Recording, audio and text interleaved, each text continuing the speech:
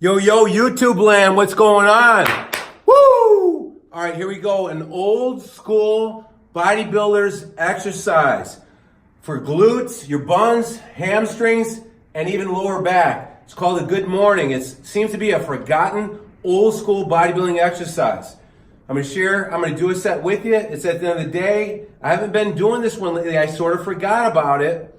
And I saw someone doing it. And I'm like, oh yeah. That is one of the best hamstring, glute, tie-in exercises I've ever seen. So, hopefully I can share with you 5 or 6 things that you can take away that can make it more effective if you've never done it before. So, I'm using what's called a safety bar. All right, I like safety bars. They're 85 pounds.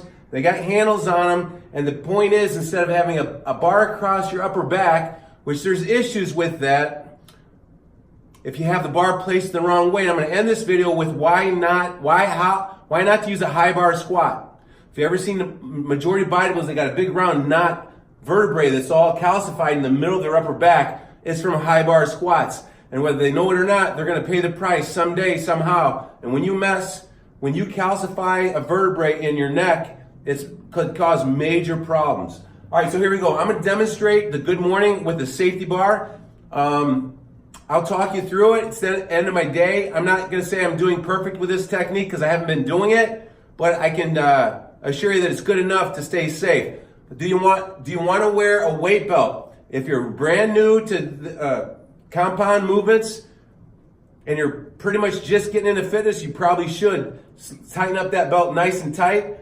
But if you got a little bit of experience and a little bit of a groundwork leg, pull your belly button in as you're working this exercise. That's the safest way to keep your spine and lower back vertebrae and discs safe. Think of it as your own internal weight belt. Pull that belly button in, and that's your own internal weight belt. That's the best weight belt that you have. All right, so here we go. Nice thing about the safety bar is you don't even have to hold it. It sort of balances just like this. I don't know if you're familiar with one, but I'm going to do it 2 different angles so you can see a couple things. So I think you want a narrow stance. And you want to go into the depth slowly and drive your tailbone back behind you and slowly squeeze the hamstrings and the glutes. Don't come all the way up, stop about right there. I like to work into the depth. Slower is better. Take the tailbone back behind you. Go a little deeper. Breathing in. Ooh. Breathing in, you're gonna feel a stretch. Go a little deeper. 2 more. Make sure you pull that belly button in. Ooh, nice. Last one, I'm gonna do 3 micro reps. Real subtle. 3, 2. Ooh, whoa. Wow, what a feeling. I'm gonna try to do a few repetitions this way so you can maybe get a different visual. So here we go. A little deeper.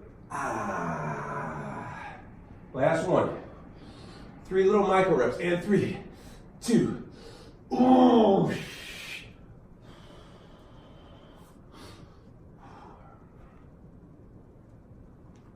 All right, so a couple points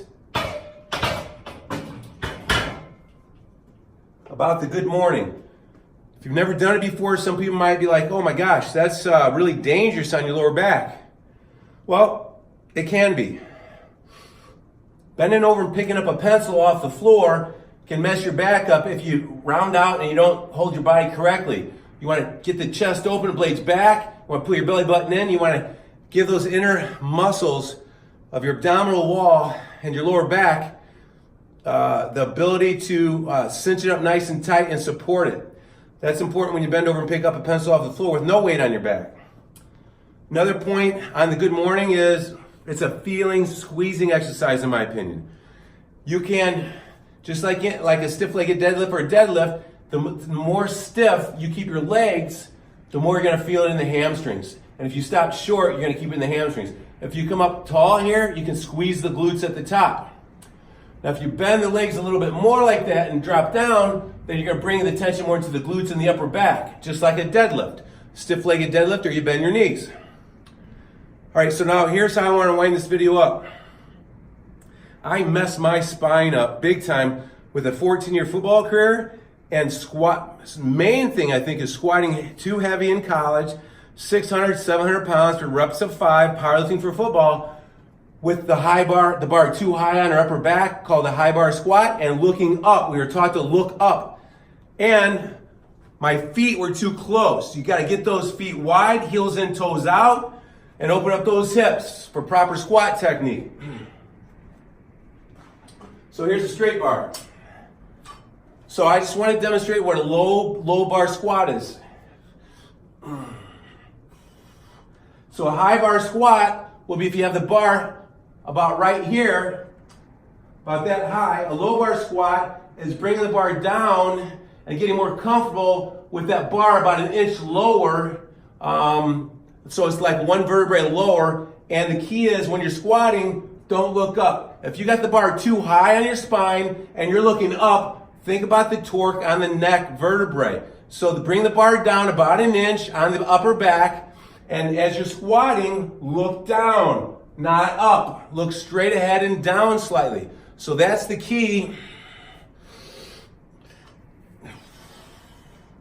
In my opinion, if you're going to do a straight barbell back squat, to keep the spine and the vertebrae healthy long term. So there you go. Hit me up with some questions or concerns. Tell me what type of exercise video you'd like to see.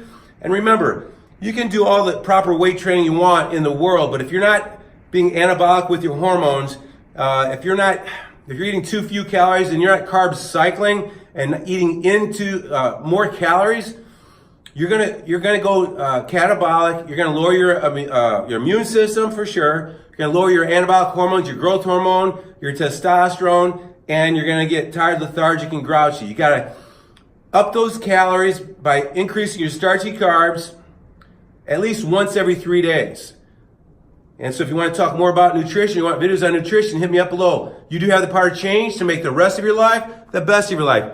Woo! Oh yeah! What do you think? Should I keep it or not? Let me know. What do you think, YouTube land? Love you. Adios.